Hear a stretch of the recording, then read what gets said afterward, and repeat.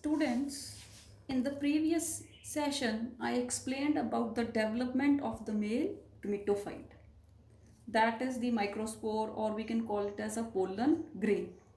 It is formed during the process called microsporogenesis. And we have also learnt that the male gametophyte or the pollen grain has two cells. Number one, a large vegetative cell which is rich in starch, protein, fat, and cell organelles. It is a nutritive type of a cell. And the second is the smaller cell, the generative cell. And the generative cell further will divide to form two male gametes. Now the important thing we must remember is that in 60% of the angiosperms, pollen grains are shed. Means pollen grains come out of the anther at two-celled stage. Means they have one vegetative cell and one generative cell. So this case is in the 60% of the angiosperm that the pollen grain is released at a two-celled stage. In 40% of the angiosperms, the pollen grain is released when it has three cells. Now, what are those three cells? One is vegetative cell, which is a nutritive type of a cell, and the generative cell has given rise to two male gametes. So altogether there are two male gametes and one vegetative cells. So total three cells are formed, and at this stage the pollen grain is shed. Okay. Next we have to talk about the pollen allergy. Now what is pollen allergy? Many species of pollen grains, especially like Parthenium, they cause upper respiratory tract allergies, right? Like asthma. So mainly the pollen kit is responsible for this allergy because it is a sticky material. Then bete it is that ये नहीं कि pollen दी सिर्फ disadvantages है. Like you already know that the vegetative cell is rich in starch, protein, fats. So we can say that pollen grains are rich in nutrients. So in the western countries they are used as food supplements. They are available in the form of pollen tablets and syrups. And better they are used by the athletes to increase their performance because they are they are a source of nutrients, and even they give these supplements to the race horses so that their performance is also increased. Now next we have another topic, that is the pollen banks. What are pollen banks? But when the pollen grains, they are stored in extremely cold temperature. Pollen grains ਨੂੰ ਬੇਟੇ store ਕਰ ਲਿਆ ਜਾਂਦਾ ਹੈ. That is called as pollen banks. ਕਿਹੜੇ pollen grains? ਜੋ plants ਹੈ ਜਿਹੜੇ ਉਹ ਖਤਮ ਹੋਣ ਦੇ ਕਿਨਾਰੇ ਤੇ ਹਨ, ਜਿਹੜੇ threatened ਹੈ, rare ਹੈ, ਉਹਨਾਂ plants ਦੇ pollen grains ਨੂੰ labs ਦੇ ਅੰਦਰ store ਕੀਤਾ ਜਾ ਸਕਦਾ ਹੈ. ਕਿਵੇਂ store ਕਰਦੇ ਹੈ? At minus 196 degrees Celsius in liquid nitrogen. The storage of pollen grains at minus 196 degrees Celsius in liquid nitrogen is called as cryopreservation. Here bete cryopreservation is derived from a Greek word where kryos means ice cold, means very cold. minus 196 degree देखो कितना ज़्यादा low temperature है. So pollen grains of rare species can be preserved, and these gametes of all the threatened species, we can say they can be preserved and they can be used for fertilization whenever there is a need. So I hope cryopreservation is clear. And this process is done, and we can call it as pollen banks. ਜਿੱਥੇ process ਕੀਤਾ ਜਾਂਦਾ ਹੈ ਉਸ lab ਨੂੰ ਆਪਾਂ ਕਹਿ ਸਕਦੇ ਹਾਂ pollen bank। ਨੈਕਸਟ ਬੇਟਾ ਆਪਾਂ ਦੇਖਣਾ ਹੈ, ਆਪਾਂ ਤੁਸੀਂ ਫਸਟ ਚੈਪਟਰ ਦੇਖਿਆ ਸੀ ਕਿ 3 stages are there, right? The first one is the pre-pollination stage or the pre-pollination development. Then we have the pollination and then we have the post-pollination development. ਪਹਿਲਾ ਮਤਲਬ pollination ਤੋਂ ਪਹਿਲਾਂ, what is pollination? ਪਰਾਗਣ, ਠੀਕ ਹੈ। ਜਿਹੜੀ ਪਰਾਗਣ ਤੋਂ ਪਹਿਲਾਂ ਵਾਲੀਆਂ ਸਟੇਜਿਸ ਹੈ they are called S pre pollination, ਜਿਹੜੀਆਂ ਪਰਾਗਣ ਤੋਂ ਬਾਅਦ ਵਾਲੀਆਂ ਸਟੇਜਿਸ ਹੋਣਗੀਆਂ ਦੇ are called S post pollination development. ਤਾਂ ਬੇਟਾ ਇਹਦੇ ਵਿੱਚ ਕੀ ਹੁੰਦਾ ਹੈ, ਜਿਹੜੀਆਂ ਆਪਾਂ ਪ੍ਰੀ ਪੋਲੀਨੇਸ਼ਨ ਡਿਵੈਲਪਮੈਂਟ ਆਪਾਂ ਹੁਣ ਤੱਕ ਕੀਤੀ ਹੈ ਕਿ ਪਰਾਗਣ ਤੋਂ ਪਹਿਲਾਂ, ਪੋਲੀਨੇਸ਼ਨ ਤੋਂ ਪਹਿਲਾਂ ਪੋਲਨ ਗ੍ਰੇਨ ਦੇ ਅੰਦਰ ਕੀ ਚੇਂਜਸ ਆਈਆਂ, ਮਾਈਕਰੋਸਪੋਰ ਦੇ ਅੰਦਰ ਕੀ ਚੇਂਜਸ ਆਈਆਂ, right?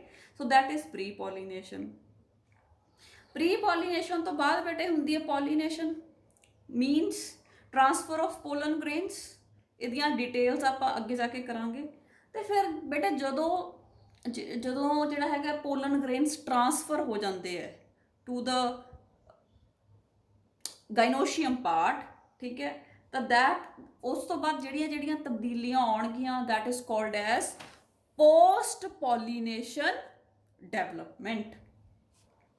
So let's talk about this post-pollination development. Let's talk about the events that take place during this condition. When the pollen grain lands on the stigma, then we can say ਜਦੋਂ pollination ਹੋਗੀ, pollen grain stigma ਦੇ ਉੱਪਰ ਜਿਹੜਾ ਆਪਾਂ ਕਰਦੇ ਆ carpal ਦਾ part ਹੈ, stigma sticky part ਹੈ, ਉਹਦੇ ਤੇ ਜਦੋਂ ਪੋਲਨ ਗ੍ਰੇਨ ਬੇਟੇ ਆ ਕੇ ਗਿਰ ਜਾਂਦਾ ਹੈ ਉਸ ਸਮੇਂ ਪੋਸਟ ਪੋਲੀਨੇਸ਼ਨ ਡਿਵੈਲਪਮੈਂਟ ਸ਼ੁਰੂ ਹੋ ਜਾਂਦੀ ਹੈ। ਫਿਰ ਬੇਟੇ ਕੰਡੀਸ਼ਨ ਹੁੰਦੀ ਹੈ ਕਿ ਜਿਹੜਾ ਪੋਲਨ ਗ੍ਰੇਨ ਹੈ ਇਟ ਮਸਟ ਬੀ ਕੰਪੈਟੇਬਲ ਮਤਲਬ ਕਿ ਸੇਮ ਸਪੀਸ਼ੀਜ਼ ਦਾ ਹੋਣਾ ਚਾਹੀਦਾ। ਜਿਹੜੀ ਸਪੀਸ਼ੀਜ਼ ਦਾ ਪੋਲਨ ਗ੍ਰੇਨ ਹੈ ਉਸੇ ਸਪੀਸ਼ੀ ਦਾ ਫਲਾਰ ਹੋਵੇ ਜਿਹਦੇ ਸਟਿਗਮਾ ਦੇ ਉੱਤੇ ਪੋਲਨ ਗ੍ਰੇਨ ਜਾ ਕੇ ਗਿਰਦਾ ਹੈ। ਜਦੋਂ ਉਹਦੇ ਉੱਤੇ ਜਾ ਕੇ ਗਿਰਦਾ ਬੇਟੇ ਤਾਂ ਫਿਰ ਉਸ ਤੋਂ ਬਾਅਦ ਕਾਫੀ ਸਾਰੀਆਂ ਚੇਂਜਸ ਆਉਂਦੀਆਂ that we are going to discuss. Now what happens? Let's first see this diagram. This is a diagram of a flower of a pistil carpel ਜਾਂ ਆਪਾਂ ਇਹਨੂੰ ਗੈਨੋਸ਼ੀਅਮ ਕਹਿ ਸਕਦੇ ਹਾਂ। ਇਹਦਾ ਬੇਟੇ ਉੱਪਰ ਜਿਹੜਾ ਪਾਰਟ ਹੈ that is the stigma, and ਆਪਾਂ ਇੱਥੇ ਦੇਖ ਸਕਦੇ ਹਾਂ ਕਿ ਇਹ ਇੱਕ ਪੋਲਨ ਗ੍ਰੇਨ ਸੀਗਾ, ਪੋਲਨ ਗ੍ਰੇਨ ਇਹ ਬੇਟੇ ਉੱਪਰ ਸਟਿਗਮਾ ਦੇ ਆ ਕੇ ਉੱਪਰ ਲੈਂਡ ਹੋ ਗਿਆ। ਜਦੋਂ ਇਹ ਸਟਿਗਮਾ ਦੇ ਸਹੀ ਸਟਿਗਮਾ ਦੇ ਉੱਪਰ ਕੰਪੈਟੇਬਲ ਪੋਲਨ ਗ੍ਰੇਨ ਜਦੋਂ ਆ ਕੇ ਗਿਰਦਾ ਤਾਂ ਪੋਲਨ ਗ੍ਰੇਨ ਦੀ ਬੇਟੇ ਜਰਮੀਨੇਸ਼ਨ ਸ਼ੁਰੂ ਹੋ ਜਾਂਦੀ ਹੈ। ਜਰਮੀਨੇਸ਼ਨ ਕਿੱਦਾਂ ਹੁੰਦੀ ਹੈ? ਪੋਲਨ ਗ੍ਰੇਨ ਹੈ ਜਿਹੜੀ ਸਟਿਗਮਾ ਦੀ ਵਾਲ ਹੁੰਦੀ ਹੈ ਇਹਦੇ ਉੱਪਰੋਂ ਜਿਹੜਾ ਪੋਲਨ ਗ੍ਰੇਨ ਹੈ ਉਹ ਵਾਟਰ ਤੇ ਨਿਊਟਰੀਐਂਟਸ ਅਬਜ਼ੌਰਬ ਕਰਨੇ ਸਟਾਰਟ ਕਰ ਦਿੰਦਾ। ਸਟਿਗਮਾ ਬੇਟੇ ਸਕਰੀਟ ਕਰਦਾ ਨਿਊਟਰੀਐਂਟਸ, ਠੀਕ ਹੈ, ਤੇ ਜਿਹੜਾ ਪੋਲਨ ਗ੍ਰੇਨ ਹੈ ਆਪਾਂ ਉਹਦੇ ਵਿੱਚ ਯੈਸਟਰਡੇ ਵੀ ਡਿਸਕਸਡ ਕਿ ਜਿਹੜੀ ਐਗਜ਼ਾਈਨ ਹੈ ਕਿਤੋਂ ਉਹ ਟੁੱਟੀ ਹੋਈ ਹੁੰਦੀ ਹੈ, ਉਹਨੂੰ ਆਪਾਂ ਕਹਿੰਦੇ ਆ ਜਰਮ ਪੋਰ। ਤਾਂ ਜਰਮ ਪੋਰ ਦੇ through pollen grain absorb water and nutrients from the stigma, right? फिर बेटे when it absorbs the nutrients and water ਜਿਹੜਾ ਉਹਦਾ vegetative cell ਹੁੰਦਾ ਹੈ, ਠੀਕ ਹੈ। let's talk about this. This is the structure of a pollen grain. Barley exine layer hai, then we have the intine, this is the germ pore, we have a larger vegetative cell and we have a smaller generative cell, and this is the nucleus of the vegetative cell and this is the nucleus of the generative cell. Now what happens? The vegetative cell it enlarges. ਜਦੋਂ vegetative cell ਬੇਟੇ enlarge ਕਰ ਜਾਂਦਾ ਹੈ ਤੇ and then intine comes out. ਜਿਹੜੀ intine layer ਹੈ ਉਹ germ pore ਦੇ through, ਜਿਹੜੀ ਆਹ ਵਾਲੀ intine layer ਸੀ ਨਾ, ਇਹ ਜਰਮ ਪੋਰ, ਇੱਥੇ ਜਰਮ ਪੋਰ ਸੀ, ਉਹਦੇ ਥਰੂ ਬਾਹਰ ਆ ਜਾਂਦੀ ਹੈ। And this is called the pollen tube. ਜਿਹੜੀ ਇਹ ਟਿਊਬ ਇੰਟਾਈਨ, ਇੰਟਾਈਨ ਦੀ ਮਤਲਬ ਆਪਾਂ ਕਹਿ ਸਕਦੇ ਹਾਂ ਵੀ this is the intine only, intine part of the pollen grain, germ pore ਦੇ ਥਰੂ ਇੰਟਾਈਨ ਪਾਰਟ ਬਾਹਰ ਨੂੰ ਆ ਜਾਂਦਾ ਹੈ, this is called as pollen tube. ਨਾ ਦਿਸ ਇਜ਼, ਇਹ ਜਿਹੜੀਆਂ ਬੇਟੇ ਮੈਂ ਇਵੈਂਟਸ ਬਣਾਏ ਆ ਇੱਥੇ ਤਾਂ ਸਿੰਪਲੀਫਾਈਡ ਡਾਇਗਰਾਮਸ ਬਣਾਏ ਆ, ਇੱਥੇ ਇਹ ਦੱਸਿਆ ਕਿ ਇੱਥੇ ਦੱਸਿਆ ਗਿਆ ਕਿ ਜਿਹੜੇ ਆ ਇਵੈਂਟਸ ਇੱਥੇ ਹੋ ਰਹੇ ਆ ਇਹ ਕਿਸ ਤਰ੍ਹਾਂ ਨਾਲ ਪੋਲਨ ਗ੍ਰੇਨ ਚੋਂ ਪੋਲਨ ਟਿਊਬ ਨਿਕਲ ਰਹੀ ਹੈ। ਇੱਥੇ ਸਟਰਕਚਰ ਥੋੜਾ ਐਕਸਪਲੇਨ ਕਰਨ ਦੀ ਕੋਸ਼ਿਸ਼ ਕੀਤੀ ਹੈ। ਫਿਰ ਆਪਾਂ ਦੇਖਦੇ ਹਾਂ ਕਿ ਜਿਹੜਾ ਜਨਰੇਟਿਵ ਨਿਊਕਲੀਅਸ ਹੁੰਦਾ ਹੈ ਡਿਵਾਈਡਸ ਇਨਟੂ 2 ਮੇਲ ਗੈਮੀਟਸ, ਤੇ ਬੇਟੇ ਜਿਹੜੇ ਉਹ ਦੋਨੋਂ ਮੇਲ ਗੈਮੀਟਸ ਹੁੰਦੇ ਉਹ ਪੋਲਨ ਟਿਊਬ ਦੇ ਅੰਦਰ ਆ ਜਾਂਦੇ ਆ, ਤੇ ਪਲੱਸ ਜਿਹੜਾ ਵੈਜੀਟੇਟਿਵ ਸੈੱਲ ਦਾ ਨਿਊਕਲੀਅਸ ਹੁੰਦਾ ਉਹ ਵੀ ਪੋਲਨ ਟਿਊਬ ਦੇ ਅੰਦਰ ਆ ਜਾਂਦਾ ਹੈ। ਦਿਸ ਇਜ਼, ਹੁਣ ਤੱਕ ਇਹ ਹੋਇਆ ਹੈ ਕਿ ਜਦੋਂ ਜਿਹੜਾ ਪੋਲਨ ਗ੍ਰੇਨ ਹੈ ਸਟਿਗਮਾ ਦੇ ਉੱਪਰ ਆ ਕੇ ਲੈਂਡ ਹੁੰਦਾ ਹੈ ਤੇ ਉਹ ਸਟਿਗਮਾ ਤੇ ਤੋਂ ਨਿਊਟਰੀਐਂਟਸ ਤੇ ਵਾਟਰ ਅਬਜ਼ੌਰਬ ਕਰਦਾ ਥਰੂ ਜਰਮ ਪੋਰਸ, ਤੇ ਬੇਟੇ ਉਹ ਸਵੈਲ ਅਪ ਹੋ ਜਾਂਦਾ, ਸਵੈਲ ਅਪ ਹੋ ਕੇ ਉਹਦੀ ਇੰਟਾਈਨ ਹੈ ਜਿਹੜੀ ਜਰਮ ਪੋਰ ਦੇ ਥਰੂ ਬਾਹਰ ਆ ਜਾਂਦੀ ਹੈ, ਜਿਹਨੂੰ ਆਪਾਂ ਕਹਿੰਦੇ ਆ ਪੋਲਨ ਟਿਊਬ। ਤੇ ਇਹ ਆਪਾਂ ਸਾਰੇ ਜਾਣਦੇ ਹਾਂ ਕਿ ਜਿਹੜਾ ਜਨਰੇਟਿਵ ਸੈੱਲ ਹੈ ਇਟ ਫਾਰਮਸ 2 ਮੇਲ ਗੈਮੀਟਸ, ਠੀਕ ਹੈ। ਤਾਂ ਬੇਟੇ ਸਮਟਾਈਮਸ ਵਾਟ ਹੈਪਨਸ, ਆਪਾਂ ਕਹਿੰਦੇ ਆ ਕਿ ਜਿਹੜਾ ਹੈਗਾ 60% ਆਫ ਐਂਜੀਓਸਪਰਮਸ 'ਚ ਤਾਂ 2 ਸੈਲਡ ਸਟੇਜ ਤੇ ਹੀ ਆ ਜਾਂਦਾ ਹੈ, ਠੀਕ ਹੈ। ਤਾਂ ਫਿਰ ਜਦੋਂ 2 ਸੈਲਡ ਸਟੇਜ ਤੇ ਆ ਜਾਂਦਾ ਉਸ ਤੋਂ ਬਾਅਦ ਜਦੋਂ ਉਹ ਬੇਟੇ ਇੱਥੇ ਆ ਕੇ ਲੈਂਡ ਕਰਦਾ ਫਿਰ ਉਹਦੇ 'ਚ ਜਿਹੜਾ ਹੈਗਾ ਜਨਰੇਟਿਵ ਸੈੱਲ ਹੈ ਜਿਹੜਾ ਉਹਦਾ ਨਿਊਕਲੀਅਸ ਡਿਵਾਈਡ ਕਰ ਜਾਂਦਾ ਇਨਟੂ 2 ਮੇਲ ਗੈਮੀਟਸ, ਤੇ ਜਿਹੜੇ ਉਹ 2 ਮੇਲ ਗੈਮੀਟਸ ਹੈ ਉਹ ਜਿਹੜੇ ਹੈਗੇ ਪੋਲਨ ਟਿਊਬ ਦੇ ਅੰਦਰ ਆ ਜਾਂਦੇ ਆ, ਪਲੱਸ ਵੈਜੀਟੇਟਿਵ ਨਿਊਕਲੀਅਸ ਵੀ ਆ ਜਾਂਦਾ ਹੈ। ਜਿਹੜੇ ਮੇਲ ਗੈਮੀਟਸ ਹੈ ਬੇਟੇ ਹੈਪਲੋਇਡ ਹੈ, they have n number of chromosomes and they are non motile, ਇਹ ਖੁਦ ਨਹੀਂ ਆ ਸਕਦੇ, ਖੁਦ ਮੂਵ ਨਹੀਂ ਕਰ ਸਕਦੇ, so there is a need of a pollen tube, right. ਹੁਣ ਪੋਲਨ ਟਿਊਬ ਜੇ ਤੁਹਾਨੂੰ ਮਤਲਬ ਪੁੱਛਿਆ ਜਾਵੇ ਕਿ ਪੋਲਨ ਟਿਊਬ ਕੀ ਹੈ, ਇਟਸ ਜਸਟ ਇੰਟਾਈਨ, ਜਿਹੜੀ ਇੰਟਾਈਨ ਨੀਚੇ ਨੂੰ ਇੱਕ ਸਟਰਕਚਰ ਬਣਾ ਲਿਆ, ਠੀਕ ਹੈ। ਉਸ ਤੋਂ ਬਾਅਦ ਬੇਟੇ ਜਿਹੜੀ ਪੋਲਨ ਟਿਊਬ ਹੁੰਦੀ ਹੈ ਉਹਦਾ ਕੀ ਕੰਮ ਹੁੰਦਾ ਹੈ ਕਿ ਉਹਨੇ ਜਿਹੜੇ ਮੇਲ ਗਮੀਟਸ ਹੈ ਜਿਹੜੇ ਆਪਣੇ ਆਪ ਮੂਵ ਨਹੀਂ ਕਰ ਸਕਦੇ, ਜਿਹੜੇ ਨॉन ਮੋਟਾਈਲ ਹੈ, ਉਹਨਾਂ ਨੂੰ ਐਗ ਦੇ ਕੋਲ ਲੈ ਕੇ ਜਾਣਾ ਹੈ। Egg is a present in the female reproductive system, this is the egg ਮੈਂ ਤੁਹਾਨੂੰ ਦਿਖਾਇਆ, ਠੀਕ ਹੈ। ਆ ਓਵਰੀ ਹੈ, ਹੈ ਨਾ, ਆ ਬਾਹਰਲੀ ਓਵਰੀ ਹੈ, ਓਵਰੀ ਦੇ ਅੰਦਰ ਐਂਬਰੀਓ ਸੈਕ ਹੈ, ਤੇ ਐਂਬਰੀਓ ਸੈਕ ਦੇ ਅੰਦਰ ਪਿਆ ਐਗ। ਤਾਂ ਪੋਲਨ ਟਿਊਬ ਦਾ ਮਕਸਦ ਹੈ ਕਿ ਜਿਹੜੇ ਮੇਲ ਗਮੀਟਸ ਹੈ ਉਹਨਾਂ ਨੂੰ ਐਗ ਤੱਕ ਪਹੁੰਚਾਉਣਾ ਤਾਂ ਕਿ ਫਰਟੀਲਾਈਜੇਸ਼ਨ ਹੋ ਸਕੇ।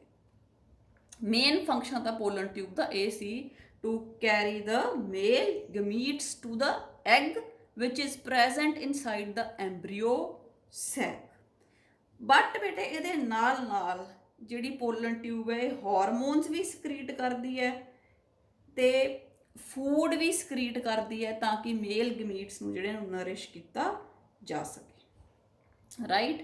ਹੁਣ ਬੇਟਾ ਜਦੋਂ ਇਹ ਪ੍ਰੋਸੈਸ ਹੋ ਜਾਂਦਾ ਹੈ ਤਾਂ 3 ਸੈਲਡ ਸਟੇਜ ਆ ਜਾਂਦੀ ਹੈ, ਮੀਨਸ 2 ਮੇਲ ਗਮੀਟਸ ਹੁੰਦੇ ਹੈ ਤੇ ਜਿਹੜਾ ਇੱਕ ਹੈਗਾ ਟਿਊਬ ਔਰ ਵੈਜੀਟੇਟਿਵ ਨਿਊਕਲੀਅਸ ਹੁੰਦਾ ਹੈ, and then the fertilisation takes place. ਉਸ ਤੋਂ ਬਾਅਦ ਵਾਲੇ ਇਵੈਂਟਸ ਆਪਾਂ ਕਰਾਂਗੇ when we will talk about the fertilisation.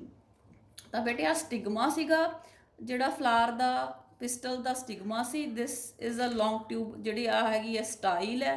Then we have the ovary, ovary ਦੇ ਅੰਦਰ ਬੇਟੇ ਐਂਬਰੀਓ ਸੈਕ ਹੁੰਦਾ, ਐਂਬਰੀਓ ਸੈਕ ਦੇ ਅੰਦਰ ਐਗ ਪਿਆ, ਤੇ ਪੋਲਨ ਟਿਊਬ ਦਾ ਮੇਨ ਫੰਕਸ਼ਨ ਹੈ to carry the male gametes because they are non motile, ਤੇ ਇੱਕ ਨਾਲ ਉਹਦਾ ਇਹ ਵੀ ਫੰਕਸ਼ਨ ਹੈ ਕਿ ਉਹ ਹਾਰਮੋਨਸ ਸਕਰੀਟ ਕਰਦੀ ਹੈ ਤੇ ਮੇਲ ਗਮੀਟਸ ਨੂੰ ਨਰਿਸ਼ ਕਰਦੀ ਰਹਿੰਦੀ ਹੈ, ਨਿਊਟਰੀਐਂਟਸ ਲੈ ਲੈਂਦੀ ਹੈ from the style, right. So these are the diagrams which you should remember, ਫਿਰ ਹੀ ਆਪਾਂ ਨੂੰ ਪੋਸਟ ਪੋਲੀਨੇਸ਼ਨ ਡਿਵੈਲਪਮੈਂਟ ਧਿਆਨ ਦੇ ਵਿੱਚ ਰਹਿੰਦੀ ਹੈ, ਰਾਈਟ। ਇਹਦੇ 'ਚ ਆਪਾਂ ਇਹ ਕੀਤਾ ਹੈ ਕਿ ਜਿਹੜਾ ਜਨਰੇਟਿਵ ਨਿਊਕਲੀਅਸ ਹੈ ਉਹ ਡਿਵਾਈਡ ਕਰ ਜਾਂਦਾ ਇਨਟੂ ਮੇਲ ਗਮੀਟਸ, ਤੇ ਜਿਹੜੀ ਇੰਟਾਈਨ ਹੈ ਉਹ swells up and it forms a tube like structure called the pollen tube.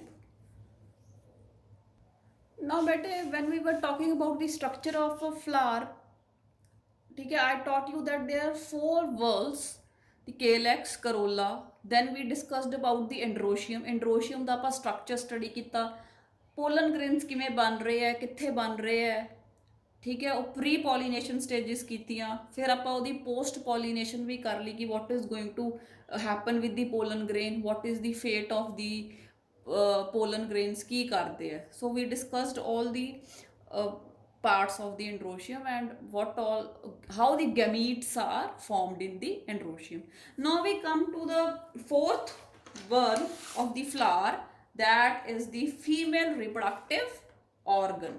The female reproductive organ is called the gynoecium. We can call it as pistil or we can call it as carpel. ਹੁਣ ਬੇਟੇ ਪਿਛਲੇ ਜਿਹੜਾ diagram ਸੀਗਾ ਜਿੱਥੇ ਆਪਾਂ pollen tube ਦਾ ਕਿੱਦਾਂ pollen tube ਆਉਂਦੀ ਹੈ ਉਹ ਆਪਾਂ ਡਿਸਕਸ ਕਰ ਰਹੇ ਸੀ, ਉੱਥੇ ਤੁਹਾਨੂੰ ਥੋੜਾ ਬਹੁਤਾ ਕਲੀਅਰ ਹੀ ਹੋ ਗਿਆ structure of the carpal. Let's again talk about this, what is this. ਬੇਟੇ ਜਿਹੜਾ ਗਾਇਨੋਸ਼ੀਅਮ ਹੁੰਦਾ ਹੈ, ਠੀਕ ਹੈ, ਇਟ ਆਕੂਪਾਈਜ਼ ਦੀ ਸੈਂਟਰਲ ਪੋਜੀਸ਼ਨ ਆਨ ਦੀ ਰਿਸੈਪਟੇਕਲ। ਆਪਾਂ ਕਿਹਾ ਸੀ ਨਾ ਇੱਕ ਥੈਲਮਸ ਹੁੰਦਾ, ਥੈਲਮਸ ਇਜ਼ ਆਲਸੋ ਕਾਲਡ ਐਜ਼ ਰਿਸੈਪਟੇਕਲ। ਉਹਦੇ ਉੱਪਰ ਇਹ ਪਿਆ ਹੁੰਦਾ ਸੈਂਟਰ ਦੇ ਵਿੱਚ, ਦਿਸ ਇਜ਼ ਦੀ ਥੈਲਮਸ, ਠੀਕ ਹੈ। ਇਹਦੇ ਉੱਪਰ ਜਿਹੜਾ ਹੈਗਾ gynoecium there, and it is composed of 3 parts: the stigma, style and ovary. Now what is stigma? It is the landing platform, ਜਿੱਥੇ ਆ ਕੇ ਪੋਲਨ ਗ੍ਰੇਨ ਨੇ ਡਿੱਗਣਾ, so we call it as a landing platform. It may be flattened or it may be pointed, and it just receives pollen grains during pollination. Next we have the style. Style ਦਾ ਕੀ ਕੰਮ ਹੈ ਬੇਟੇ? It connects the stigma with the ovary. Ovary ਤੇ stigma ਨੂੰ connect ਕਰਨ ਵਾਲੇ part ਦਾ ਨਾਮ ਹੈ style. It's a stalk like part and it just ਇਹਨੇ connect ਕਰਨਾ ਹੈ. Next we have the basal swollen part. This swollen part is called the ovary, right? Now ovary ਜਿਹੜੀ ਹੈਗੀ ਹੈ ਬੇਟੇ, it contains ovules. ovary ਦੇ ਅੰਦਰ ਪਏ ਹੁੰਦੇ ਆ small roundish structures called ovules, and ovules are also called as megasporangia, right? And we can say that ਜਿਹੜੇ ਬੇਟੇ ਜਿਹੜਾ ਹੈਗਾ ਤੁਹਾਡਾ ਅਵਿਊਲਸ ਹੈ, ਇੱਕ ਵੀ ਹੋ ਸਕਦਾ ਓਵਰੀ 'ਚ ਤੇ ਇੱਕ ਤੋਂ ਜ਼ਿਆਦਾ ਵੀ ਹੋ ਸਕਦੇ ਹੈ, ਠੀਕ ਹੈ। ਇਹਦੇ ਬਾਰੇ ਆਪਾਂ ਅੱਗੇ ਗੱਲ ਕਰਾਂਗੇ। Number of ovules may vary. ਫਿਰ ਬੇਟੇ ਜਿਹੜਾ ਪਾਰਟ ਅਵਿਊਲਸ ਨੂੰ ਓਵਰੀ ਦੇ ਨਾਲ ਜੋੜਦਾ ਹੈ, ਅਵਿਊਲਸ ਜਿਹੜੇ ਓਵਰੀ ਦੇ ਵਿੱਚ ਪਏ ਹੈ, ਜਿਹੜਾ ਪਾਰਟ ਅਵਿਊਲਸ ਨੂੰ ਓਵਰੀ ਦੇ ਨਾਲ ਜੋੜਦਾ ਹੈ ਉਹਨੂੰ ਪਲੇਸੈਂਟਾ ਕਹਿੰਦੇ ਆ। ਪਲੇਸੈਂਟਾ ਤਾਂ ਜਿਹੜੇ ਅਵਿਊਲਸ ਹੈ ਉਹਨਾਂ ਨੂੰ ਨਰਿਸ਼ਮੈਂਟ ਮਿਲਦੀ ਹੈ from the wall of the ovary through a structure known as placenta. If you remember ਆਪਾਂ ਪਿਛਲੇ ਸਾਲ ਪਲੇਸੈਂਟੇਸ਼ਨ ਕੀਤੀ ਸੀ, ਐਗਜ਼ਾਈਲ, ਮਾਰਜਿਨਲ, ਠੀਕ ਹੈ, ਬਹੁਤ ਸਾਰੀਆਂ ਉਹਦੀਆਂ ਟਾਈਪਸ ਸੀ, 5-6 ਟਾਈਪਸ। ਤਾਂ that arrangement of ovules were called as placentation, ਠੀਕ ਹੈ। ਤਾਂ placenta ਕੀ ਹੋਇਆ? it connects ovules to the ovary. so ਬੇਟੇ next we have few terms ਜਿਹੜੀਆਂ ਆਪਾਂ ਡਿਸਕਸ ਕਰਨੀ ਹੈ। ਆਪਾਂ ਵੈਸੇ ਇਹਨਾਂ ਨੂੰ ਲਾਸਟ ਈਅਰ ਡਿਸਕਸ ਕੀਤਾ ਸੀ, ਲੈਟਸ ਹੈਵ ਅ ਗਲੈਂਸ। ਪਹਿਲਾ ਹੈਗਾ ਮੋਨੋਕਾਰਪਿਲਰੀ। ਮੋਨੋਕਾਰਪਿਲਰੀ ਮਤਲਬ ਫਲਾਵਰ ਦੇ ਅੰਦਰ ਇੱਕ ਹੀ ਪਿਸਟਲ ਹੋਵੇ। Mono means 1, carpel means female reproductive part. ਜੇ ਇੱਕੋ ਹੀ ਹੈ like this, we can call it as monocarpellary. ਅਗਰ ਬੇਟੇ ਜ਼ਿਆਦਾ ਪਿਸਟਲ ਹੈ, 2, 3, 4 ਪਿਸਟਲਸ ਹੈ ਇੱਕੋ ਫਲਾਵਰ 'ਚ ਵੀ, the condition is called as multi carpellary. Multi means many carpels. Next is syncarpous. ਬੇਟੇ ਜਿਹੜੀਆਂ ਪਿਸਟਲਸ ਹੈ, ਕਾਫੀ ਪਿਸਟਲਸ ਹੈ ਸਪੋਜ਼ ਕਿਸੇ ਫਲਾਵਰ 'ਚ, ਤੇ ਉਹ ਇੱਕ ਦੂਜੇ ਨਾਲ ਜੁੜੀਆਂ ਹੋਈਆਂ, ਅਟੈਚਡ ਹੈ, ਵੀ ਕਾਲ ਇਟ ਐਜ਼ ਸਿਨਕਾਰਪਸ। ਸਿਨਕਾਰਪਸ ਬੇਟੇ ਹਿਬਿਸਕਸ, ਚਾਈਨਾ ਰੋਸਟ ਤੇ ਪੈਪਾਵਰ, ਪੌਪੀ ਜਿਹੜੀ ਓਪੀਅਮ ਜਿਹੜਾ ਹੈਗਾ ਉਹਦਾ ਜੇ ਆਪਾਂ ਦੇਖੀਏ ਓਵਰੀ ਤਾਂ ਉਹਦੇ ਵਿੱਚ ਜਿਹੜੇ ਹੈਗੇ ਆ ਪਿਸਟਲਸ ਹੈ ਫਿਊਜ਼ਡ ਹੋਏ ਹੁੰਦੇ ਆ। For this you can consult the diagram given in the NCERT book.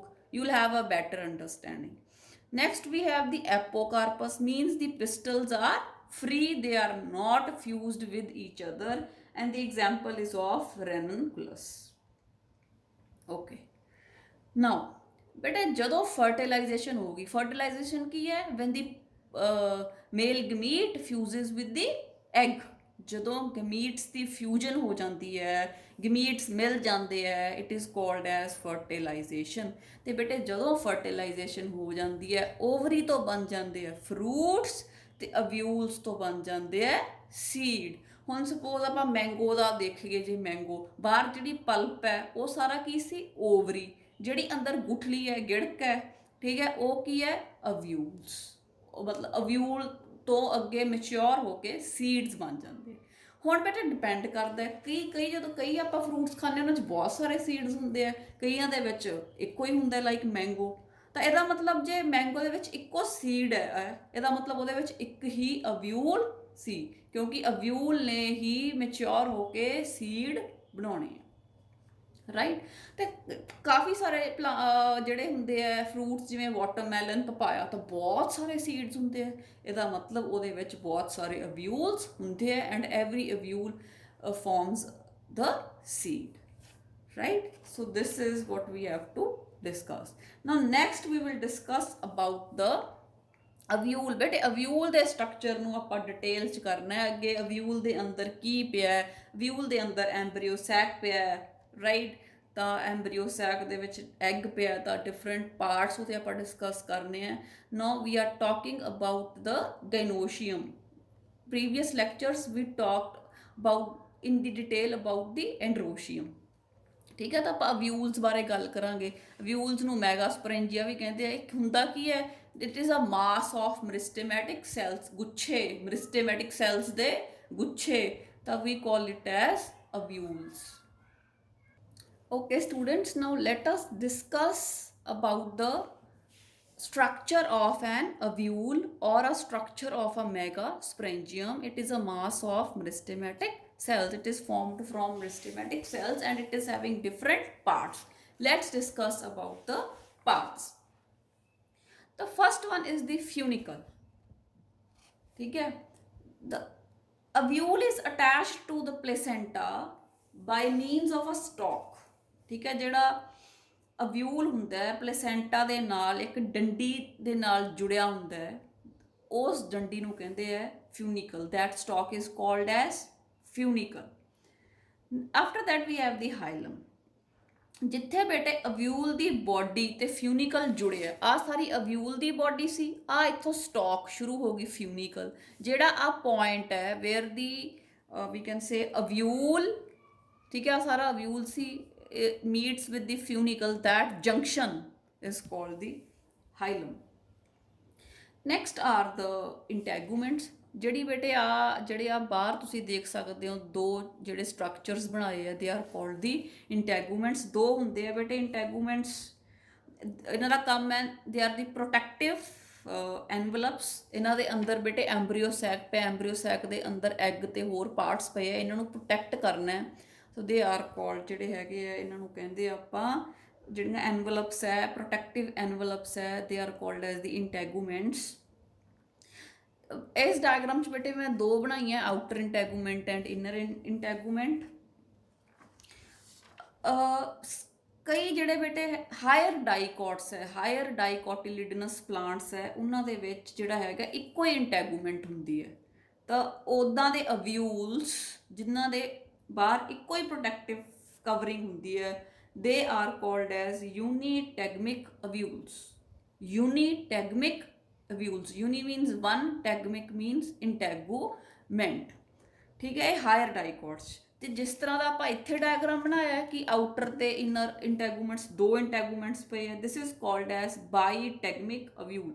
By means two, teg means integuments, ਦੋ ਇੰਟੈਗੂਮੈਂਟਸ ਹੋਣ। ਤੇ ਬੇਟੇ ਇਹ ਜਿਹੜਾ ਹੈ ਮੇਨਲੀ ਮੋਨੋਕੌਟਸ ਦੇ ਵਿੱਚ ਤੇ ਲੋਅਰ ਡਾਈਕੌਟਸ ਦੇ ਵਿੱਚ ਇਸ ਤਰ੍ਹਾਂ ਦਾ ਅਵਿਊਲ ਪਾਇਆ ਜਾਂਦਾ ਹੈ। ਯੂਨੀਟੈਗਮਿਕ ਐਂਡ ਬਾਈਟੈਗਮਿਕ, ਟੂ ਟਾਈਪਸ, ਦੋ ਡਿਪੈਂਡਿੰਗ ਅਪੋਨ ਦੀ ਇੰਟੈਗੂਮੈਂਟਸ, ਕਿੰਨੇ ਇੰਟੈਗੂਮੈਂਟਸ ਪਏ ਹੈ। ਆਫਟਰ ਦੈਟ ਜਿੱਥੇ ਬੇਟੇ ਜਿਹੜਾ ਅਵਿਊਲ ਹੈ, ਜਿੱਥੇ ਦੀ ਓਪਨਿੰਗ ਹੈ, ਜਿੱਥੇ ਇੰਟੈਗੂਮੈਂਟਸ ਐਬਸੈਂਟ ਹੈ, ਠੀਕ ਹੈ, ਇੰਟੈਗੂਮੈਂਟਸ ਇੱਥੇ ਨਹੀਂ ਹੈਗੇ, ਇੱਥੇ ਇੱਕ ਓਪਨਿੰਗ ਹੈ, ਵੀ ਕਾਲ ਇਟ ਐਜ਼ ਦ ਮਾਈਕਰੋਪਾਈਲ।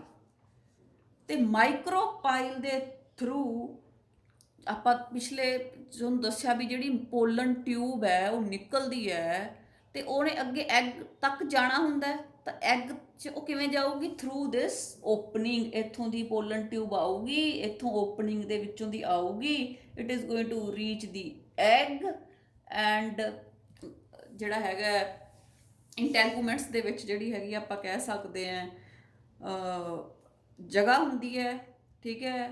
ਇੰਟੈਗੂਮੈਂਟਸ ਉਸ ਜਗ੍ਹਾ ਤੇ ਨਹੀਂ ਹੁੰਦੇ, ਉੱਥੋਂ ਦੀ ਪੋਲਨ ਟਿਊਬ ਪੈਨੀਟਰੇਟ ਕਰਦੀ ਹੈ ਇਨਟੂ ਦ ਅਵਿਊਲ। ਉਸ ਤੋਂ ਬਾਅਦ ਬੇਟੇ ਜਿਹੜਾ ਉੱਪਰਲਾ ਐਂਡ ਸੀ, ਜਿੱਥੇ ਓਪਨਿੰਗ ਸੀ, ਜਿੱਥੋਂ ਦੀ ਪੋਲਨ ਟਿਊਬ ਨੇ ਐਂਟਰ ਕਰਨਾ, that is the micropyle. In most of the plants ਜਿਹੜੀ ਪੋਲਨ ਟਿਊਬ ਹੈ it enters through the micropyle end. ਤੇ ਬੇਟੇ ਮਾਈਕਰੋਪਾਈਲ ਤੋਂ ਓਪੋਜ਼ਿਟ ਜਿਹੜਾ ਪਾਸਾ ਹੈ, ਮਾਈਕਰੋਪਾਈਲ ਕਿਹਨੂੰ ਕਵਾਂਗੇ? ਜਿੱਥੇ ਇੰਟੈਗੂਮੈਂਟਸ ਹੈ ਨਹੀਂ, ਜਿਹੜਾ ਇਹਦੇ ਤੋਂ ਓਪੋਜ਼ਿਟ ਪਾਸਾ ਹੈ, ਠੀਕ ਹੈ, ਜਿਹੜਾ ਉਹ ਅਵਿਊਲ ਦੇ ਬੇਸ ਵਾਲਾ ਪਾਸਾ ਹੈ, ਦੈਟ ਇਜ਼ ਕਾਲਡ ਦੀ ਚਲਾਜ਼ਾ ਔਰ ਦੀ ਚਲਾਜ਼ਲ ਐਂਡ, ਠੀਕ ਹੈ। ਜਿੱਥੇ ਇੰਟੈਗੂਮੈਂਟਸ ਮਿਸਿੰਗ, ਮਾਈਕਰੋਪਾਈਲਰ ਐਂਡ, ਉਹਦੇ ਆਪੋਜ਼ਿਟ ਜਿੱਥੇ ਅਵਿਊਲ ਦਾ ਬੇਸ ਹੈ, ਦੈਟ ਇਜ਼ ਦੀ ਚਲਾਜ਼ਲ ਐਂਡ। ਹੁਣ ਬੇਟੇ ਜਿਹੜੇ ਆ ਇੰਟੈਗੂਮੈਂਟ ਸੀ ਆਊਟਰ ਤੇ ਇਨਰ, ਜਿਹੜੀ ਆ ਸਪੇਸ ਹੈ ਇਹਦੇ ਵਿੱਚ ਸਪੈਸ਼ਲ ਤਰ੍ਹਾਂ ਦੇ ਸੈਲਸ ਪਏ ਹੁੰਦੇ ਆ, ਵਿਚ ਇਜ਼ ਕਾਲਡ ਐਸ ਨਿਊਸੈਲਸ। ਇੰਟੈਗੂਮੈਂਟਸ ਦੇ ਅੰਦਰ ਮਾਸ ਆਫ ਸੈਲਸ ਪਏ ਹੈ, ਦੇ ਆਰ ਦਿਸ ਏਰੀਆ, ਦਿਸ ਆ ਜਗ੍ਹਾ ਜਿਹੜੀ it is made up of cells and those cells are called as nucellus and they have abundant reserve food materials। Reserve food ਮਤਲਬ ਜਦੋਂ ਬੇਟੇ ਅੱਗੇ ਐਗ ਦੀ ਫਰਟੀਲਾਈਜੇਸ਼ਨ ਹੋਊਗੀ, ਅੱਗੇ ਐਂਬਰੀਓ ਗਰੋ ਕਰੂਗਾ, ਉਹਨੂੰ ਖੁਰਾਕ ਚਾਹੀਦੀ ਹੈ, ਉਹਨੂੰ ਨਿਊਟ੍ਰੀਸ਼ਨ ਚਾਹੀਦਾ ਹੈ ਗਰੋ ਕਰਨ ਲਈ, ਤਾਂ ਉਹਨੂੰ ਕਿੱਥੋਂ ਮਿਲੂਗਾ? From the nucellus which is present inner to the integuments. ठीक है, ਹੁਣ ਤੱਕ ਬੇਟੇ ਆਪਾਂ ਕਰ ਲਿਆ ਫਿਊਨਿਕਲ, ਹਾਈਲਮ, ਮਾਈਕਰੋਪਾਈਲ ਐਂਡ ਹੁੰਦਾ, ਚਲਾਜ਼ਲ ਐਂਡ ਹੁੰਦਾ, ਦੋ ਇੰਟੈਗੂਮੈਂਟਸ ਹੈ, ਕਈਆਂ ਦੇ ਵਿੱਚ ਇੱਕ ਇੰਟੈਗੂਮੈਂਟ ਹੋ ਸਕਦਾ ਹੈ। ਇੰਟੈਗੂਮੈਂਟ ਦੇ ਅੰਦਰ ਬੇਟੇ ਆਪਾਂ ਕਰ ਲਿਆ ਵੀ ਨਿਊਸੈਲਸ ਹੁੰਦਾ, ਨਿਊਸੈਲਸ ਨਿਊਟ੍ਰੀਟਿਵ ਸੈਲਸ ਦਾ ਬਣਿਆ ਹੁੰਦਾ। ਉਸ ਤੋਂ ਅੰਦਰ ਬੇਟੇ ਪਿਆ ਹੁੰਦਾ ਐਂਬਰੀਓ ਸੈਕ ਔਰ ਫੀਮੇਲ ਗਮੀਟੋਫਾਈਟ। ਤਾਂ ਜਿਹੜਾ ਐਂਬਰੀਓ ਸੈਕ ਹੈ ਬੇਟੇ ਇਹ ਜਿਹੜਾ ਹੈਗਾ ਇਹਦੇ ਅੰਦਰ ਫਿਰ ਡਿਫਰੈਂਟ ਟਾਈਪਸ ਆਫ ਸੈਲਸ ਪਏ ਹੁੰਦੇ ਆ ਇਨਕਲੂਡਿੰਗ ਦੀ ਐਗ, ਰਾਈਟ। ਹੁਣ ਬੇਟੇ ਜਿਹੜਾ ਮੈਂ ਆਹ ਡਾਇਗਰਾਮ ਸੀ ਇਹ ਥੋੜਾ ਈਜ਼ੀ ਵੇ 'ਚ ਬਣਾਇਆ ਤਾਂ ਕਿ ਤੁਹਾਨੂੰ ਸਮਝ ਆ ਜੇ, ਸਮਝ ਜਲਦੀ ਆ ਜੇ। ਵੈਸੇ ਬੇਟੇ ਇਨ ਪਲਾਂਟਸ 'ਚ ਕੀ ਹੁੰਦਾ ਜਿਹੜਾ ਇਹ ਇਨਵਰਟਡ ਹੁੰਦਾ, ਇਸ ਤੋਂ ਬਿਲਕੁਲ ਉਲਟਾ ਹੁੰਦਾ। ਤੁਸੀਂ NCERT ਦਾ ਡਾਇਗਰਾਮ ਦੇਖੋਗੇ ਤਾਂ ਤੁਹਾਨੂੰ ਇਹ ਉਲਟਾ ਮਿਲੂਗਾ। ਜਦੋਂ ਬੇਟੇ ਜਿਹੜਾ ਅਵਿਊਲ ਹੈ ਉਹ ਇਨਵਰਟਡ ਹੁੰਦਾ, ਅਪਸਾਈਡ, ਜਿਵੇਂ ਜਿਹੜੀ ਮੇਰੀ ਅਪਸਾਈਡ ਹੈ ਉਹ ਡਾਊਨ ਹੋਵੇ, ਤਾਂ ਸੱਚ ਅ ਅਵਿਊਲ ਵਿਚ ਇਜ਼ ਇਨਵਰਟਡ ਇਜ਼ ਕਾਲਡ ਐਨਾਟ੍ਰੋਪਸ ਅਵਿਊਲ। ਐਨਾਟ੍ਰੋਪਸ ਅਵਿਊਲ ਮੈਂ ਸਿੱਧਾ ਤਾਂ ਕਰਕੇ ਬਣਾਇਆ ਤਾਂ ਕਿ ਈਜ਼ੀਲੀ ਚੀਜ਼ਾਂ ਸਮਝ ਆ ਸਕਣ। So when the ovule generally which is present is inverted, such a condition is called as anatropous. Okay, next beta we have the process called as megasporogenesis or the formation of male gametophyte। ਮੇਲ ਗਮੀਟੋਫਾਈਟ ਆਪਾਂ ਕਿਹਨੂੰ ਕਿਹਾ? ਐਂਬਰੀਓ ਸੈਕ। ਬਈ ਐਂਬਰੀਓ ਸੈਕ ਕਿਵੇਂ ਬਣਦਾ, ਠੀਕ ਹੈ, ਇਹ ਆਪਾਂ ਸਟੱਡੀ ਕਰਨਾ। ਜਦੋਂ ਬੇਟੇ ਆਪਾਂ ਐਂਥਰ ਕੀਤਾ ਸੀ, ਜਦੋਂ ਆਪਾਂ ਮੇਲ ਗਮੀਟੋਫਾਈਟ ਕੀਤਾ ਤਾਂ ਉਹਨੂੰ ਆਪਾਂ ਕਿਹਾ ਸੀ ਮਾਈਕਰੋਸਪੋਰੋਜੈਨਸਿਸ ਕਿਉਂਕਿ ਉਹ ਛੋਟਾ ਹੁੰਦਾ ਹੈ as compared to the female gametophyte. ਠੀਕ ਹੈ, ਤਾਂ ਮੈਗਾਸਪੋਰੋਜੈਨਸਿਸ ਕੀ ਹੈ? Process of formation of megaspores from megaspore mother cells. ਉਧਰ ਆਪਾਂ ਕੀਤੇ ਸੀ ਪੋਲਨ ਮਦਰ ਸੈਲਸ, ਇੱਧਰ ਮੈਗਾਸਪੋਰ ਮਦਰ ਸੈਲਸ, ਜਾਂ ਉਧਰ ਆਪਾਂ ਕਿਹਾ ਸੀ ਮਾਈਕਰੋਸਪੋਰ, ਮਤਲਬ ਉਹਨਾਂ ਦਾ ਸਾਈਜ਼ ਛੋਟਾ ਹੁੰਦਾ, ਮਾਈਕਰੋ ਮੀਨਸ ਛੋਟਾ, ਮੈਗਾ ਮੀਨਸ ਵੱਡਾ। ਤਾਂ ਬੇਟੇ ਅਵਿਊਲ ਜਦੋਂ ਬਣਦਾ ਹੈ that process is sorry embryo sac ਜਦੋਂ ਬਣਦਾ ਹੈ that process is called as megasporogenesis. ਹੁਣ ਬੇਟੇ ਕੁਐਸਚਨ ਹੈ ਕਿ ਇਹ ਮੈਗਾਸਪੋਰ ਮਦਰ ਸੈੱਲ ਕਿੱਥੋਂ ਆਉਂਦੇ ਹੈ, ਕਿਵੇਂ ਬਣਦੇ ਹੈ? ਠੀਕ ਹੈ, ਜੇ ਮੈਗਾਸਪੋਰ ਮਦਰ ਸੈੱਲ ਹੋਣਗੇ ਫੇਰ ਹੀ ਅੱਗੇ ਐਮਬਰੀਓ ਸੈਕ ਬਣੂ। Okay, let's talk about this. ਹੁਣ ਆਪਾਂ ਬੇਟੇ ਮੈਂ ਤੁਹਾਨੂੰ ਦੱਸਿਆ ਸੀ ਕਿ ਇਨਵਰਟਡ ਹੁੰਦੇ ਆ ਜਿਹੜੇ ਅਵਿਊਲਸ ਹੈ, ਸੋ ਮੈਂ ਇੱਥੇ ਇਨਵਰਟਡ ਬਣਾਇਆ ਸਿੰਪਲੀਫਾਈ ਕਰਕੇ। ਸੋ ਦਿਸ ਇਜ਼ ਅ ਐਨਾਟ੍ਰੋਪਸ ਅਵਿਊਲ। ਠੀਕ ਹੈ ਬੇਟੇ, ਆ ਇਹਦਾ ਮਾਈਕਰੋਪਾਈਲਰ ਐਂਡ। ਕਿਵੇਂ ਪਤਾ ਲੱਗੂ ਮਾਈਕਰੋਪਾਈਲਰ ਐਂਡ ਹੈ? ਕਿਉਂਕਿ ਆ ਇੰਟੈਗੂਮੈਂਟਸ ਸੀ, ਇੱਥੇ ਇੰਟੈਗੂਮੈਂਟਸ ਮਿਸਿੰਗ ਹੈ, ਸੋ ਦਿਸ ਇਜ਼ ਅ ਮਾਈਕਰੋਪਾਈਲਰ ਐਂਡ। ਇਹਦੇ ਉਲਟ ਜਿਹੜਾ ਪਿਆ ਹੁੰਦਾ ਬੇਸ, ਆ ਜਿਹੜਾ ਸੀਗਾ ਅਵਿਊਲ ਦਾ ਬੇਸ ਸੀ, ਇਹਦੇ ਉਲਟ ਜਿਹੜਾ ਪਿਆ ਦੈਟ ਇਜ਼ ਦੀ ਚਲਾਜ਼ਾ ਐਂਡ ਔਰ ਦੀ ਚਲਾਜ਼ਲ ਰੀਜਨ। ਇਹਦੇ ਅੰਦਰ ਪਿਆ ਅਵਿਊਲ ਆ, ਇਹਦੇ ਅੰਦਰ ਪਿਆ ਐਮਬਰੀਓ ਸੈਕ। ਹੁਣ ਬੇਟੇ ਜਿਹੜਾ ਅਵਿਊਲ ਹੁੰਦਾ ਹੈ it is made up of nucellus cells. ਆਪਾਂ ਕੀਤਾ ਇਹਦੇ ਅੰਦਰ ਸਾਰੇ ਕਿਹੜੇ ਪਏ ਹੈ? Nucellus cells. ਠੀਕ ਹੈ, ਤਾਂ ਉਸ ਤੋਂ ਬਾਅਦ ਕੀ ਹੁੰਦਾ ਬੇਟੇ? ਜਿਹੜੇ ਨਿਊਸੈਲਸ ਸੈਲਸ ਹੁੰਦੇ ਆ, ਜਿਹੜੇ ਨਿਊਸੈਲਸ ਦੇ ਸੈਲਸ ਹੁੰਦੇ ਆ ਇੱਧਰ ਪਏ ਹੈ ਇੰਟੈਗੂਮੈਂਟਸ ਦੇ ਅੰਦਰ, ਇਹਨਾਂ ਚੋਂ ਜਿਹੜਾ ਇੱਕ ਸੈੱਲ ਹੈ ਬੇਟੇ ਉਹ ਡੈਵਲਪ ਕਰ ਜਾਂਦਾ ਹੈ to form microspore mother cell towards the micropylar end. ਕਾਫੀ ਸਾਰੇ ਸੈਲਸ ਪਏ ਸੀ, ਇੱਕ ਸੈੱਲ ਵੱਡਾ ਹੋ ਗਿਆ and it develops to form megaspore mother cell. Megaspore mother cell ਹੈ ਜਿਹੜਾ ਬੇਟੇ ਇਹ ਡਿਪਲੋਇਡ ਹੁੰਦਾ, it has 2n number of chromosomes. ਤਾਂ ਆਈ ਹੋਪ ਪਤਾ ਚੱਲ ਗਿਆ ਮੈਗਾਸਪੋਰ ਮਦਰ ਸੈੱਲ ਕਿੱਥੋਂ ਬਣਦਾ ਹੈ? From the ਨਿਊਸੈਲਸ। ਨਿਊਸੈਲਸ ਦਾ ਸੈੱਲ ਹੈ ਜਿਹੜਾ ਉਹ ਡੈਵਲਪ ਕਰ ਜਾਂਦਾ ਹੈ and it forms the megaspore mother cell and this happens in the micropylar region. ਜਿਹੜਾ ਮਾਈਕਰੋਪਾਈਲਰ ਰੀਜਨ ਵੱਲ ਸੈੱਲ ਹੁੰਦਾ ਉਹ ਵੱਡਾ ਹੋ ਜਾਂਦਾ। ਠੀਕ ਹੈ, ਟੂ ਫਾਰਮ MMC। ਤਾਂ ਹੁਣ ਮੈਗਾਸਪੋਰ ਮਦਰ ਸੈੱਲ ਤੋਂ ਬੇਟੇ ਆਪਾਂ ਬਣਾ ਲਾਂਗੇ ਮੈਗਾਸਪੋਰ। ਠੀਕ ਹੈ, ਓਕੇ ਓਕੇ। ਹੁਣ ਬੇਟੇ ਆਪਾਂ ਪਿਛਲੇ ਡਾਇਗਰਾਮ 'ਚ ਦੇਖਿਆ ਕਿ ਜਿਹੜਾ ਹੈਗਾ ਜਿਹੜਾ ਇੱਕ ਸੈੱਲ ਸੀ ਜਿਹੜਾ ਮਾਈਕਰੋਪਾਈਲਰ ਐਂਡ ਵੱਲ ਪਿਆ ਸੀ ਉਹ ਵੱਡਾ ਹੋ ਗਿਆ ਤੇ ਉਹ ਬਣ ਗਿਆ ਮੈਗਾਸਪੋਰ ਮਦਰ ਸੈੱਲ। ਹੁਣ ਬੇਟੇ ਜਿਹੜਾ ਇਹ ਮੈਗਾਸਪੋਰ ਮਦਰ ਸੈੱਲ ਹੈ ਇਹ ਮਿਓਸਿਸ ਕਰੂਗਾ, it undergoes meiosis to form 4 cells. 4 cell ਬਣਾਤੇ ਬੇਟੇ। ਇਸ ਇੱਕ ਸੈੱਲ ਨੇ ਕਿੰਨੇ ਸੈੱਲ ਬਣਾਤੇ? 1 2 3 4, right? And these 4 cells are called as megaspores.